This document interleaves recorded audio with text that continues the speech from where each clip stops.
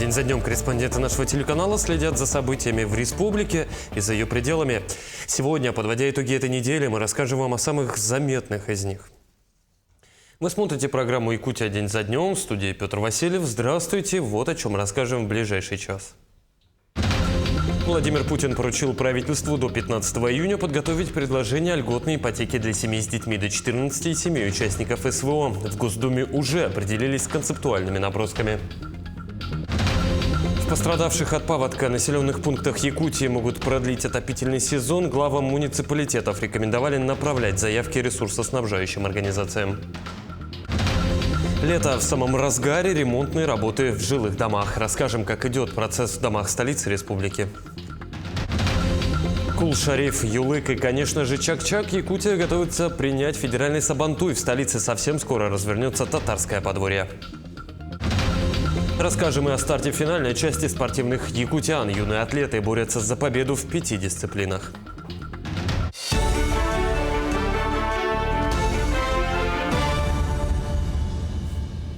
Второй раунд переговоров России и Украины в Стамбуле, террористические акты в Брянской и Курской областях, новый праздник – День языков народов России. А что еще? События уходящей недели по порядку собрала Айсена Бурнашова. Здравствуйте, это дайджест федеральных новостей. Расскажем обо всем по порядку. Неделя началась с переговоров российской и украинской сторон в Стамбуле. Встреча прошла 2 июня. Переговоры длились более 3 часов. Язык общения был русский, и вот о чем договорились. Провести обмен военнопленными не менее 1000 человек с каждой стороны. Второе – создать линию связи для оперативного решения вопросов о срочной передаче друг другу тяжело раненых военнопленных. И третье – Россия передаст Киеву более 6000 тел погибших военнослужащих ВСУ в специальных вагонах-рефрижераторах, где они и хранятся. В Турции наша сторона также передала Украине проект меморандума о мирном урегулировании, который состоял из 2 частей. Первая часть – это условия заключения долгосрочного мира, и вторая часть – условия прекращения огня. Украинская сторона пообещала изучить документы и дать свои комментарии позднее. Ну и, наконец, украинская сторона передала нам списки якобы похищенных с территории Украины 339 детей. Вот этот список, вот он. Мы взяли его в работу, у нас механизм работает уполномоченного по правам ребенка. Будем по каждой фамилии разбираться. Но я отмечу, что в пропагандистских целях они ранее говорили о десятках и сотнях тысяч якобы вывезенных детей. Вот на самом деле 339. Они были спасены нашими солдатами, вывезены из-под обстрела. Подрывы железнодорожной инфраструктуры в Брянской и Курской областях квалифицированы как террористические акты, которые были спланированы и проведены по указанию Украины. Об этом сообщили в Следственном комитете России. Целью атак стали мирные граждане. Погибли 7 человек, более 100 пострадали, среди них есть дети. Медики оказывают помощь пострадавшим. Напомним, в ночь на 1 июня в Брянской области на пассажирский поезд Климово-Москва обрушился автомобильный мост. Причиной стал подрыв. Спустя несколько часов аналогичный случай произошел в Курской области, на перегоне Остапово-Михайловский рудник. В результате подрыва моста с рельсов сошел грузовой состав. Пострадали машинисты и 2 его помощника. Проведены первоначальные следственные действия, в ходе которых изъяты части взрывных устройств, а также иные вещественные доказательства. Допрошены свидетели, потерпевшие, сотрудники компании РЖД. При оперативном сопровождении ФСБ и МВД России будут установлены и привлечены к уголовной ответственности организаторы и исполнители этих бесчеловечных преступлений. И к другим событиям учрежден День языков народов России. Отмечать его глава государства Владимир Путин предложил ежегодно 8 сентября, в день рождения советского поэта Расула Гамзатова. В России более 270 языков и диалектов, и каждый из них богат и красив по-своему. Также президент предложил со следующего года запустить программу «Детская книжная карта», аналог пушкинской карты, только вместо похода в музей – покупка книги. Предлагаю с 2026 года запустить программу «Детская книжная карта». Такие карты с номиналом в 3000 рублей получат семьи, в которых растут дошкольники в возрасте от 3 до 6 лет. Подчеркну, карту будет получать каждый ребенок по достижении им 3 лет, что очень важно для многодетных семей. И в завершении Байконуру 70 лет. 2 июня 1955 года было принято решение о создании уникального ракетного полигона, будущей первой космической гавани планеты. 70 лет назад в казахстанской степи началась история, которая изменила мир. Первый искусственный спутник Земли, первый человек в космосе, первая женщина-космонавт, первая орбитальная станция «Мир». Байконур стал стартовой площадкой для более чем 1500 ракет, которые вывели на орбиту свыше 2000 спутников, кораблей и межпланетных станций. С Байконура на орбиту отправилось более 200 космонавтов. И сегодня Байконур – это один из крупнейших и самых современных космодромов в мире. Мы активно развиваем Байконур, и проект Байтерек тому подтверждение. У нас стартовый стол под новую ракету «Союз-5» готовится, и в декабре мы надеемся совершить первый запуск новой ракеты с космодрома Байконур. Это был дайджест федеральных новостей. Такой была эта неделя. До свидания. Владимир Путин поручил правительству до 15 июня подготовить предложение о льготной ипотеке для семей с детьми до 14 лет и семей участников спецоперации. В Госдуме уже определились с концептуальными набросками. Льготная ставка 2% будет действовать для бойцов, семей участников и ветеранов СВО. Кроме того, право на льготу должны получать и супруги защитников Отечества, а в случае гибели участника СВО, родители и совершеннолетние дети. Минимальный стартовый взнос предложено установить на уровне 20%. Льготную ипотеку можно будет при этом совмещать с другими видами господдержки. С открытием паромных переправ в Якутии продолжается и отправка грузов и адресных посылок бойцам СВО. Координационным центром «Вместе к победе» совместно с общественными организациями и жителями республики к отправке подготовили более 10 тонн груза и 7 единиц техники. Подробности знает Тимур Колмогоров. Им огромный вот этот труд, чтобы тащить носилки одни. Потому что муж говорит, руки вообще оттянулись. Галина Харичкова – одна из тех, чей муж в 2022 году отправился в зону спецоперации. Как она сказала, он спасает жизни, вытаскивая раненых бойцов и перенося их в безопасное место. Чаще всего в своей работе они используют носилки, и для облегчения ноши Галина подготовила к отправке моноколеса. Полгода как он в эвакуационной группе находится. И он сказал, очень тяжело эти носилки таскать руками. Но когда вот это придумал мастер, который изготовляет, и мы, обратились к нему непосредственно, и уже через фонд вышли на него. И вот нам помощь выделили. Они продукты туда заносят на передовую, оттуда забирают раненых. Ну и вот это очень жизненно важно. Сын Александры Тарабутиной тоже является участником спецоперации. Она знает, что на боевых полях моноколеса упрощают перевозку раненых бойцов. Поэтому родственники участников вышли через фонд на местного мастера по изготовлению моноколес.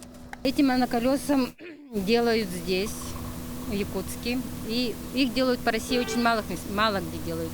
У нас, оказывается, здесь в Якутске делают. Мы этого не знали. Узнали вот только что. Это делает Дмитрий. Он делает сам, он сам все это сделал. Адресные посылки приходят в штаб со всей республики. Также свою помощь предлагают общественные организации, которые шьют маскировочные сети и одежду и изготавливают блиндажные свечи. С их сбором и погрузкой помогают волонтерские организации и добровольческие движения. Сейчас в данном гуманитарном грузе, в данной отправке собраны более 70 посылок. И в каждой посылке еще по 3 адресные. Это именно для запроса бойцов. Отдельные слова благодарности хотелось бы сказать волонтерам волонтерского движения «Добровольцы». Это люди, которые днем и ночью подготавливали данную отправку, груз, посылки. Всего к отправке на фуре подготовили более 10 тонн груза и 7 единиц техники. Это 2 автомобиля высокой проходимости и грузоподъемности, 3 мотоцикла и 2 квадроцикла. Всего с начала года в зону СВО было отправлено 87 единиц техники и более 90 тонн грузов. Надо сказать, что все транспортные организации нам помогают при погрузке этой техники тяжеловесной. Также группа Народного фронта и общественные организации. Крупные волонтерские наши движения – это «Якутия с тобой», это «Боевые шелкопряды», добровольцы Якутии, внуки победителей. Ну и в целом надо сказать, что все хозяйствующие субъекты относятся с пониманием. Также хочу отметить, что паромы Якутии сегодня, скажем так, на низком старте, и безвозмездно эта техника будет переправляться на правый берег реки Лена. Машина пройдет с остановками в городах Алдан и Нерюнгри, где примет дополнительный груз адресных посылок и уже через 2 недели прибудет в пункты приема. Тимур Калмогоров, Илья Сыромятников, Якутск. 16 июня стартует очное обучение для 25 курсантов первого потока флагманской кадровой программы «Якутия. Земля героев». На сегодня по каждому модулю сформирован сильный преподавательский состав. В образовательную часть, которая продлится до 9 мая 2026 года, вошли 4 программы: государственная политика и система госуправления, региональное и муниципальное управление, управление в государственном секторе, а также современные технологии управления. После каждого модуля запланированы стажировки, которые курсанты пройдут вместе со своими личными наставниками.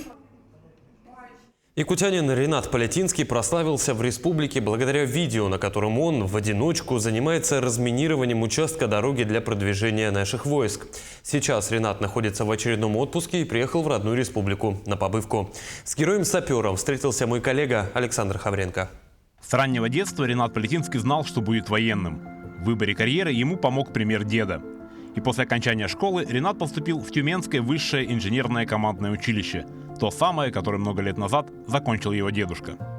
После получения диплома и звания лейтенанта по распределению попал на Сахалин. Оттуда, через полгода службы, в составе бригады ушел на специальную военную операцию. Мое подразделение занимается проделыванием проходов перед передним краем противника. Также мы содержим маршруты, по которым проходят наступления нашей бригады. Расчищаем дороги, пункты управления и так далее. Также оборудование пунктов управления от батальонов и до бригады. Подразделения, где служит Ринат, работают на самых сложных и ответственных направлениях. Там, где наша армия идет в наступление. Одно из них – Авдеевское. Именно там было снято видео, на котором Ринат в одиночку снимает и уничтожает мины противника. Поступила задача, она пришла спонтанно. Времени было очень мало, там буквально минут 30 до наступления. Ну и у меня людей, все люди были распределены уже по задачам. Я просто держал это на контроле, не отправить было некого. И я принял решение, что придется, наверное, поехать и сделать это самому. В тот день при помощи дрона разминировали около 20 магнитных противопехотных мин. Вручную сапер Полятинский снял около 15 противопехотных мин. Работа инженеров, саперов, она вообще незаметна. То есть, гуманитарным разминированием занимаются, это все на телевидении показывают, а то, что на переднем крае саперы работают, проделывают проходы, это никто не знает, этого не видно. И саперы, первые проходят, после чего идет наступление, шторма проходят по этим дорогам, маршрутам.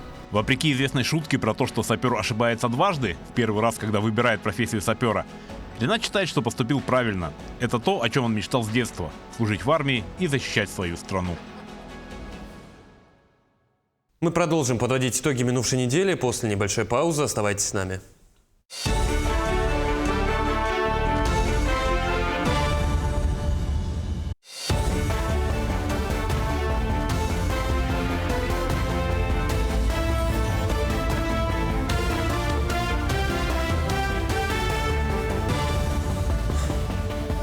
Это итоги недели, мы продолжаем.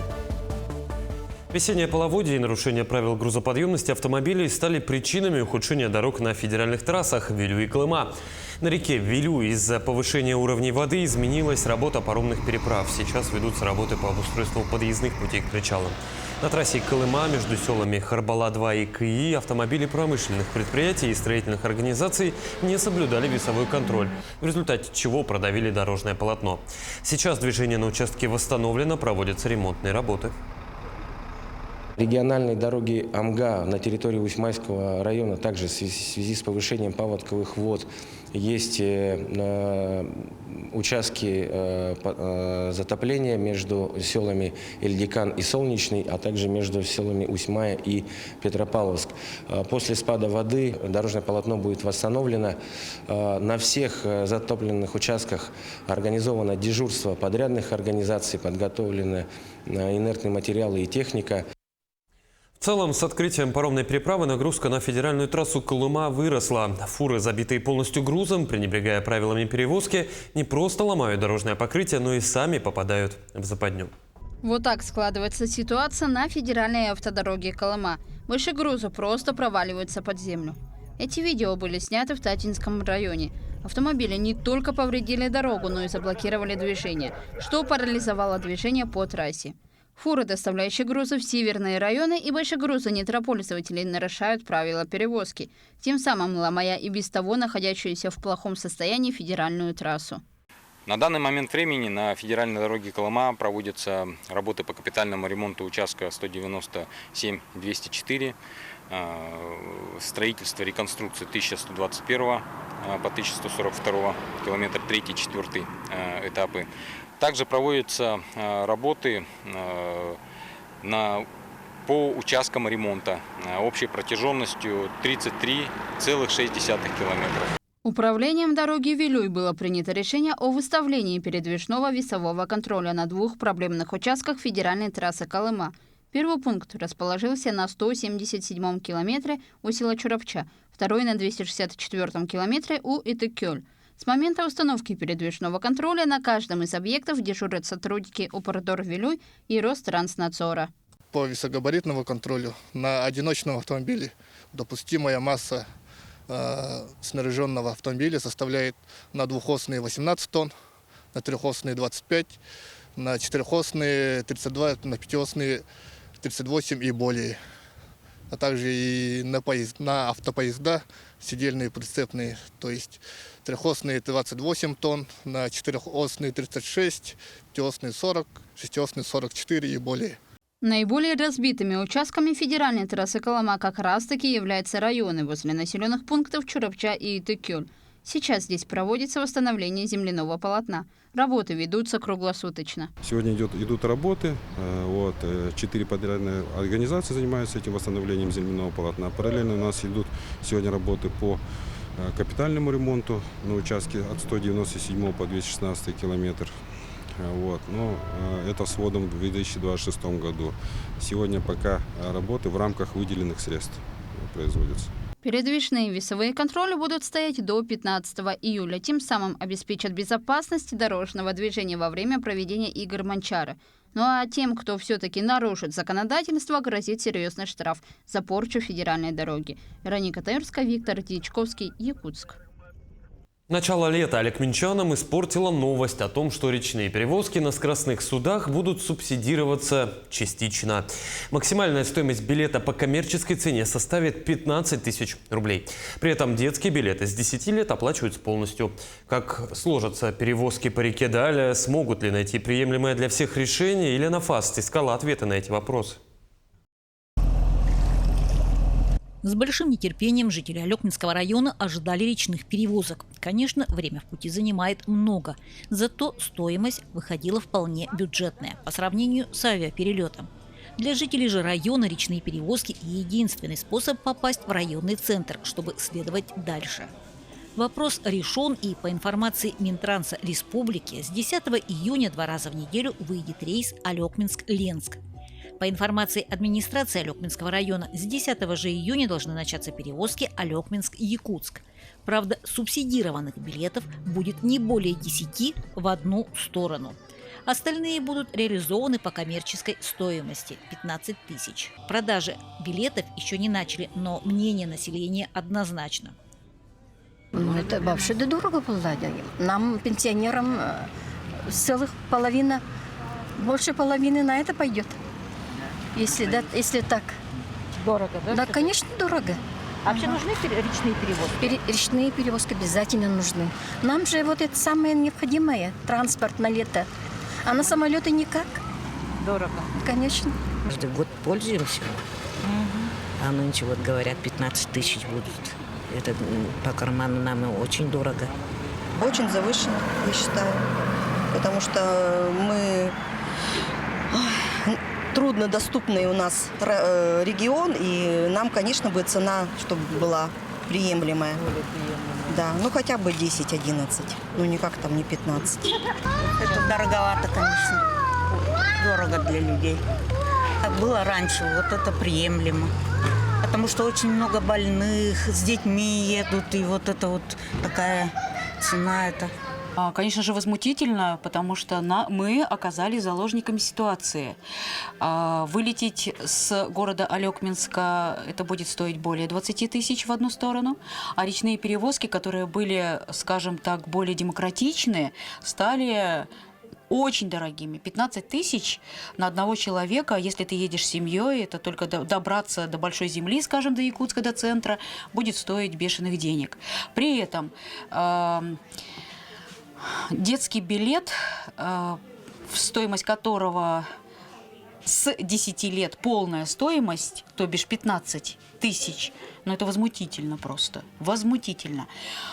Еще писали о том, что на каждом рейсе будут субсидированные билеты, 10 или 20 всего лишь посадочных мест. Ну хорошо, 20 человек. Кто эти счастливчики? Кто первый купил? Те, кто отстоял какие-то бешеные очереди, которые, ну, стали действительно...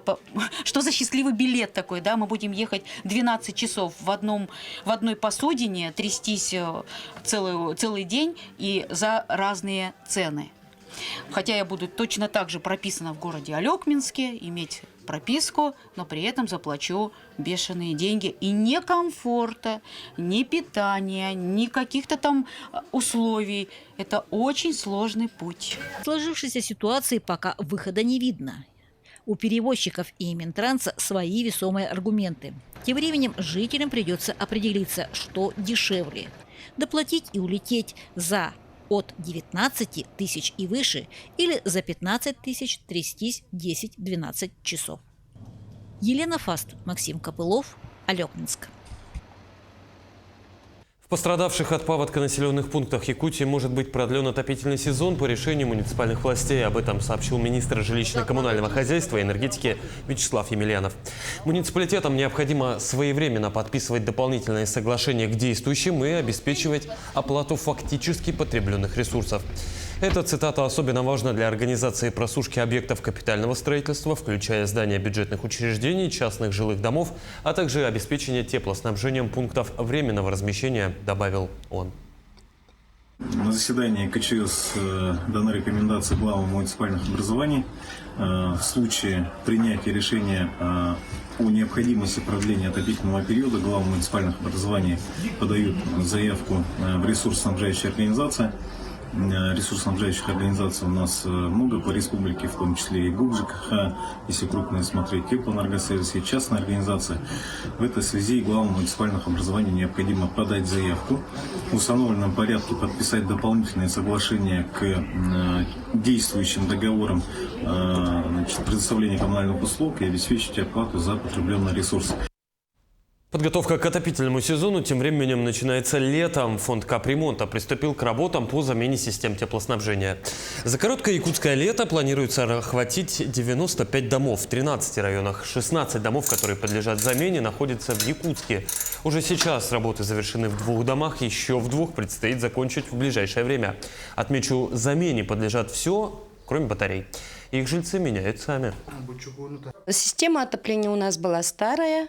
У нас были пластиковые трубы, нам сказали еще позапрошлом году поменять эти трубы, но как раз по капитальному ремонту нам посмотрели и предложили поменять на вот эти трубы, на металлические.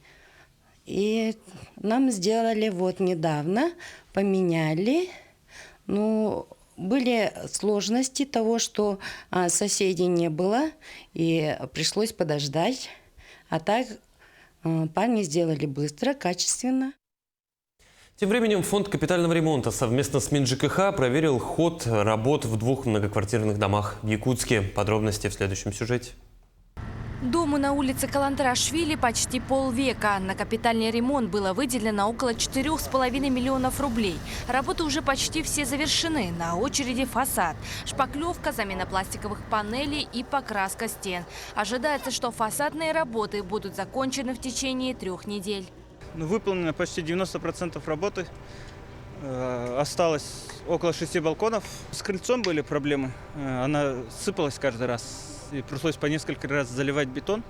Ну и с балконами, жильцами были проблемы. Все в отпусках. И никого не найти, не достучаться. И поэтому с балконами так затянулось.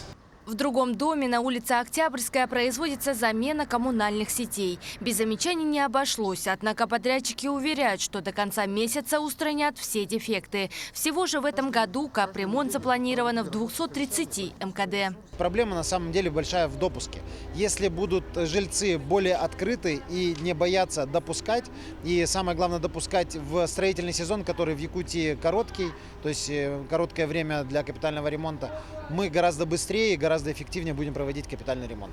Работы по реализации программы капремонта будут продолжаться. Основной акцент делается на ускоренное выполнение работ по инженерным сетям, которые критически важны для предоставления коммунальных услуг. Эффект от реализации региональной программы, он, безусловно, есть и ежегодно улучшает качество проживания жителей по нашей республике, порядка 34 тысяч человек населения нашей республики. При возникновении вопросов, связанных с работой подрядных организаций, непосредственно самого фонда капитального ремонта, можете обращаться в Министерство ЖКХ и энергетики.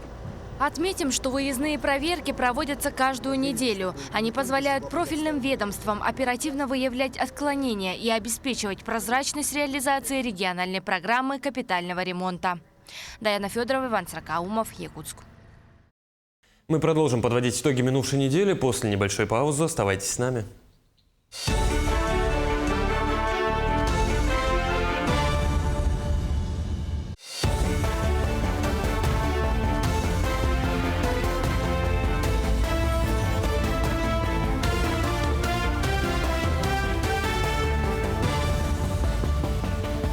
Это итоги недели, мы продолжаем. Сегодня, 8 июня, мы чествуем социальных работников, неравнодушных и отзывчивых людей, посвятивших свою жизнь служению другим. В преддверии профессионального праздника ветеранам и действующим сотрудникам социальной отрасли воздали почести. Самых усердных тружеников отметили госнаградами. Лауреатом самой значимой из них стала Антонина Сивцева. Обладательница премии имени Марии Нартаховой работает в соцсфере почти 50 лет. Сейчас Антонина Петровна трудится в Центре содействия семейному воспитанию «Берегиня». Сегодня я очень рада, я горжусь, что присудили вот такую премию именно как представителю социальных работников, который в республике объединяет более 7 тысяч человек, специалистов. И вот этот день я поздравляю наступающим праздником профессиональным социальных работников всей нашей республики. Эта премия имени Марии Дмитриевны Нартаховой, это и их премия. Безусловно, социальные работники – это те, кто посвятил себя сложному, но очень важному делу – обучить тому или иному мастерству, помочь в быту, да и просто поговорить. В преддверии праздника наша съемочная группа познакомилась с их деятельностью. Научить полноценно жить тех, чьи возможности ограничены – одна из важнейших задач сопровождающих соцработников. Они учат особенных людей простым для остальных, но таким трудным для них навыкам. Я люблю готовить. А сегодня на ужин что у вас запланировано? У нас картошка с курицей. В настоящее время 50 подопечных живут и трудятся в стенах современной альтернативы дома-интернат. Каждому из них предоставляется отдельная комната со всеми удобствами. Мне 19 лет. Я работаю керамистом. Но за свою зарплату купил телевизор. В моей комнате находится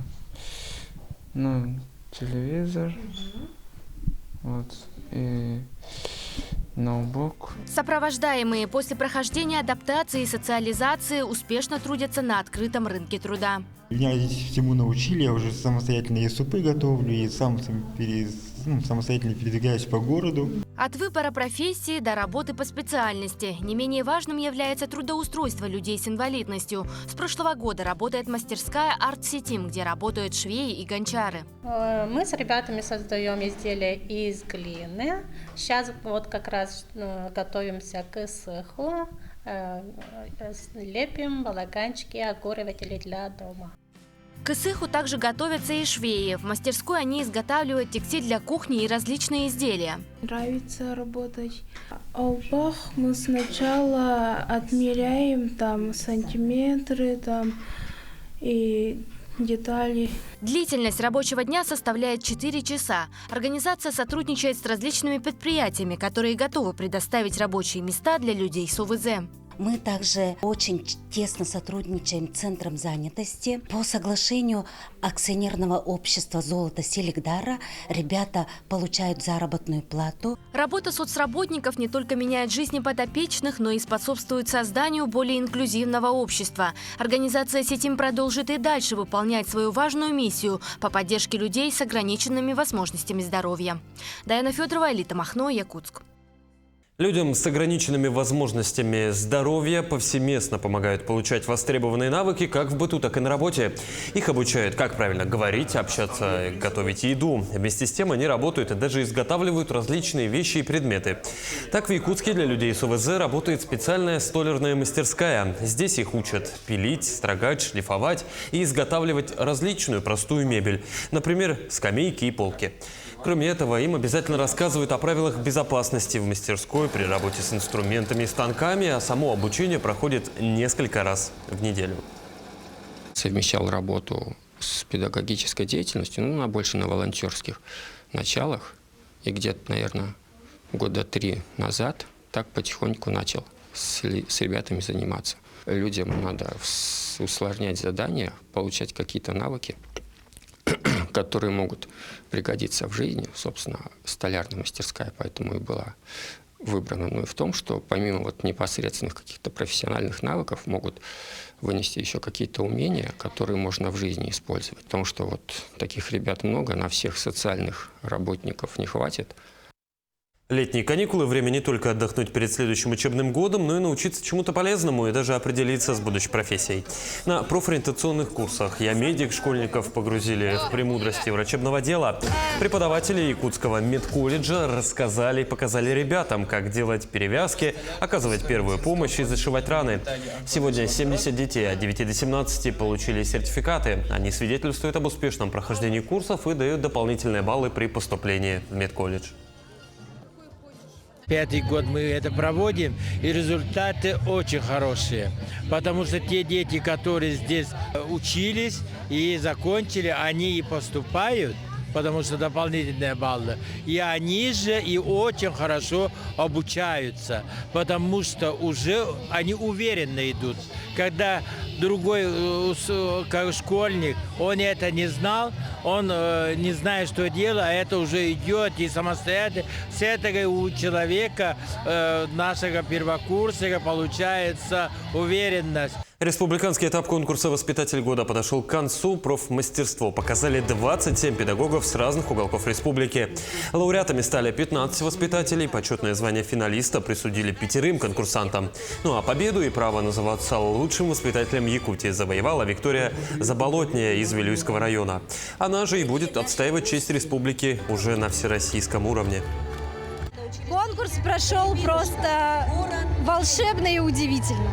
Я никогда не участвовала в подобных конкурсах, и он меня действительно поразил. Поразил участниками, потому что каждая из участниц, каждый из участников был просто невероятный профи. Я даже не могу подобрать слов, насколько они много знают, умеют, и с какой любовью они все это делают. Тем временем в Ленске открыли летние оздоровительные площадки. Они заработали уже с 3 июня. В этом сезоне лагеря дневного пребывания будут работать на базе 12 школ и даже учреждения доп. Образования СРГ. Все подробности у Светланы Балеевой. Неделя пребывания ребят в дневных лагерях подошла к концу. Она была интересной и насыщенной различными мероприятиями – культурными, спортивными и творческими. Так, в пятницу дети готовились к торжественному открытию площадки. Вместе с воспитателем они отправились на набережную, где провели репетицию своего выступления. Мы танцуем под песню «Сигма Бой», репетируем, чтобы сегодня красиво станцевать на сцене. Мы тут занимаемся, ходим также по набережной, рисуем, танцуем, веселимся, на всяких площадках ходим. Тут можно найти много друзей, потанцевать, повеселиться, а не дома сидеть в телефонах. В отряде 25 ребят с 10 до 12 лет. Воспитателем этого отряда стал Ян Кусеев. Молодой человек, педагог школы. В образовании уже более 10 лет. В этом году впервые решил попробовать себя в роли воспитателя летней оздоровительной площадки при Центре дополнительного образования СРГ. Первое время было, да, достаточно таким сумбурным, но в целом мы считаем, что все хорошо проходит. Мы и гуляем, и просвещаем. Отряд называется «Факел». Это у нас спортивно-оздоровительное направление, то есть мы основной упор делаем на именно спортивные мероприятия, либо какие-то подвижные игры. Отдыхать в лагере дневного пребывания дети смогут 21 день. Для них предусмотрено трехразовое питание. Параллельно с лагерями дневного пребывания на базе 14 образовательных учреждений района запланировано проведение профильных школ. Их длительность от 5 дней до 3 недель. Кроме того, уже начала свою работу трудовая бригада. Традиционно ребята облагораживают территорию станции юных натуралистов. В этом году воспитателем является Евгений Комарицын, педагог дополнительного образования. Под его чутким руководством трудится бригада из 15 человек. Дружно и весело. Занимаемся благоустройством станции юнатов. У нас здесь в распоряжении целый огород, теплички. Все это вскапываем, приводим в порядок, пропалываем. Сначала провели субботники, убрали весь мусор, листья, там, в общем, все, что мешало наслаждаться красотой этого места. На мальчишек возложена основная работа, которая требует сил. Они строят и вскапывают грядки. Это трудовая бригада, мы занимаемся здесь благоустройством участка. То есть мы здесь копаем, садим, то есть грядки вскапываем, все, то есть помогаем нашим людям. Все, чтобы станция стала более красивее. Нам сказали сейчас вскопать грядки, потому что мы туда будем садить какие-то новые растения. Девочки подкрашивают обветшавшие за зиму фигуры животных, которые украшают территорию станции юных натуралистов. Высаживают овощные культуры в теплицу и полют грядки. Мы вон там вот граблями траву убирали, листья убирали и подметали. Мария Моисеенко, ученица коррекционной школы, устроилась в трудовую бригаду, чтобы заработать деньги на свои нужды. Девочка очень хотела хоть на месяц освободить родителей от дополнительных растрат. Чтобы у папы не просить деньги. Логично же, ему самим нужны деньги. И чтобы я сама себе что-нибудь купила. Можно сказать, сохранила папины деньги. На что хочешь потратить заработанные средства? Хотела книгу, но подруга мне купила книгу. Интересная книга. И вкусненькое что-то купить, и на остатки деньги что-то еще куплю, не знаю что. Воспитатель трудовой бригады доволен работой ребят. Он рассказал, что школьники ответственно подходят к рабочему процессу. Делают все аккуратно. Правда, некоторых приходится часто мотивировать. Работать ребята будут 3 недели. Каждый в завершении получит заработную плату порядка 20 тысяч рублей. Светлана Полеева, Алексей Семенов, Ленск. Мы продолжим подводить итоги минувшей недели после небольшой паузы. Оставайтесь с нами.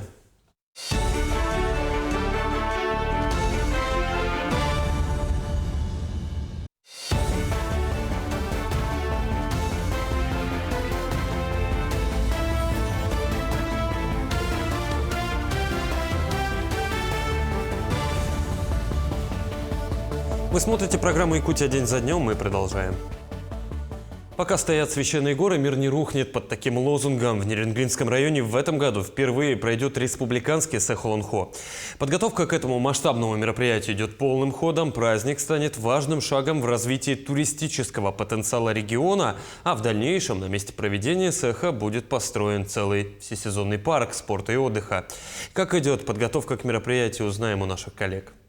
Основной площадкой для проведения Эсэха Аланхо в Нерингри станет парк Амикан в местности Таастах, который благоустраивается по поручению главы республики.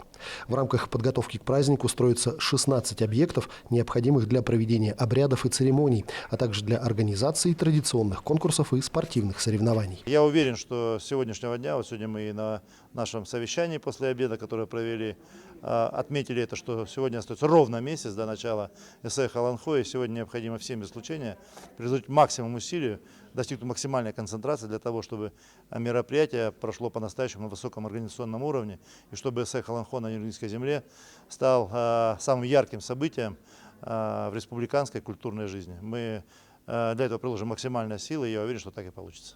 Для мастеров и умельцев будут организованы конкурсы кузнечного мастерства по изготовлению ножей, колокольчиков из оленьего снаряжения, хомусов, традиционных луков, также конкурс декоративно-прикладного искусства, смотр-конкурс традиционной одежды народов Якутии. Ожидается приезд очень многих гостей из разных уголков нашей республики. Вот улусы, мы считали, есть улусы, которые заявляют очень много количества людей на участие. Это очень радует. Это значит, что люди хотят увидеть, посмотреть природу Нерингрийского района, общаться с жителями, приобщиться к культуре этой земли. И уверен, что именно эту атмосферу мы создадим для наших гостей, для жителей Нерингрийского улуса. Традиционно во время проведения Эсэха Аланхо пройдут масштабные спортивные соревнования. Запланированы спектакли, выставки, массовые исполнения игры на хомусе, презентации и постановки древних национальных обрядов и ритуалов, концерты творческих коллективов республики, показ якутских фильмов, традиционные круговые танцы и многое другое. Удивлять гостеприимством, своей многонациональностью, тем, что у нас будет марафон исполнения Аланхо под открытым небом. Но мы планируем это сделать. Надеюсь, это у нас получится. То есть непрерывное исполнение аланхасутами Аланхо по очереди. Как бы вступая на территорию Таастаха, зритель сразу то есть обращает внимание на Аланхасута, который у нас сидит на горе, как мы его называем. И он исполняет вживую Аланхо. Такого не было еще нигде. Начнется праздник 4 июля в 3:30 утра на территории местности Таастах, где состоится традиционный обряд встречи солнца. Иван Лазаренко, Захар Головин, Александр Цыбикова, Нерингри. Якутия. День за днем. Определен состав жюри и экспертного совета 7-го сезона Общероссийской литературной премии «Дальний Восток» имени Арсеньева. Председателем выбран Юрий Поляков, советский и российский писатель, поэт, драматург, киносценарист и общественный деятель. Награда вручается писателям за произведения на русском языке, которые посвящены прошлому, настоящему или будущему Дальнего Востока и России. Победители определят в 3 категориях: длинная и короткая проза, а также детская литература. В разные годы лауреатами премии становились и якутские авторы. Заявку еще можно отправить до 30 июня. Ну а новые награды будут вручены уже в декабре. Жанровых ограничений, причем для участников, нет. Это исторические исследования, это качественная драма и детская литература. Конечно же, исторический аспект, он доминирующий, он силен благодаря богатейшему наследию Арсеньева. Но современная проза не отстает. Мы, собственно, очень рады, что про современный Владивосток пишут и с приключенческим, и с фантастическим аспектом. Поэтому жанры, самые разные представлены, и мы надеемся, что эта тенденция продолжится. С 4 по 8 июня проходит одно из главных событий года для юных атлетов республики – финальная часть соревнований «Спортивные якутяне». Школьники демонстрируют свои навыки сразу в 5 дисциплинах. Это бокс, масс-рестлинг, легкая атлетика, волейбол и вольная борьба. Как соревнования стартовали у борцов, выясняла Эржена Гармаева. За 2 дня на борцовский ковер выйдут 242 спортсмена из 27 районов Якутии. Здесь без прикрас собрались лучшие из лучших. Чтобы попасть в финал, дети прошли отбор на школьном и районном уровнях. Очень сильная конкуренция здесь. Собрались титулованные спортсмены, победители первенств республики, Дальневосточного федерального округа. Есть победители и призеры международных игр «Дети Азии». И сегодня они все будут оспаривать первые места. Одну из самых многочисленных команд представил Сунтарский район. Отстаивать честь малой родины будут 16 атлетов. В преддверии соревнований наставление юным спортсменам дал их земляк Лев Павлов, человек, подтверждающий мировой уровень якутской школы борьбы. Он вчера им напутственные слова тоже сказал в подготовке. Вот между тренировками приходит поддерживать своих земляков. Как известно, в нашей республике борьба — это все равно спорт номер один, который является лидером во всех фронтах. Уже в мировой борьбе тоже Якутия является первой, поэтому здесь конкуренция очень-очень сильная. Хотя в глазах публики вольная борьба – это традиционно мужская дисциплина, наши девушки доказывают, что им под силу овладеть вертушками и мельницами не хуже. В этих соревнованиях свои силы пробуют 48 спортсменок. И даже трудности, которых в таком суровом виде спорта не избежать, они преодолевают с достоинством. Тяжело было скидывать 11 килограмм. Стояли на парах мальчиками, и это было тяжело. Ожидание, чтобы выиграть, похвастаться родителям, что я выиграла.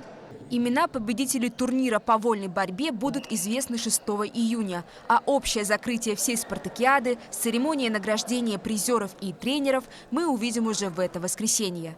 Эржена Гармаева, Семен Семенов, Якутск. 3 мирнинским медвежатам-сиротам предстоит дальняя дорога. Косолапых отправят во Владивосток на попечение специалистов центра «Тигр». Там животные пройдут реабилитацию в условиях, приближенных к естественным. Малыши, которых 15 мая обнаружил на свалке житель Чернышевского, отсидели 2-недельный карантин и уже могут за себя постоять. В Приморье их ждут в центре реабилитации. Там им окажут профессиональную помощь, а также подготовят к жизни в естественной среде. Напомню, обнаружив в городской среде диких зверей, необходимо звонить в ГИДДС и сообщать об их местонахождении. А в лесу и вовсе обходить стороной.